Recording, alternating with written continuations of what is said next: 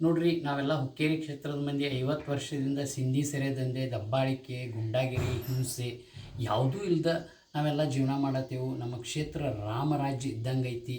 ಅಂದ್ರೆ ಅದಕ್ಕೆ ಕಾರಣನ ಬಾಗೇವಾಡಿ ಕತ್ತಿ ಮನೆತನ ಮತ್ತು ಅಮೀನ್ ಬಾಯಿ ಗೌಡ್ರ ಮನೆತನ. ನೋಡ್ರಿ, ನಮ್ಮ ಕ್ಷೇತ್ರ ಸಿಂಧಿ ಸರಾಯಿ ಗುಂಡಾಗಿರಿ, ದಬ್ಬಾಳಿಕೆಯಿಂದ ಮುಕ್ತವಾಗೈತಿ.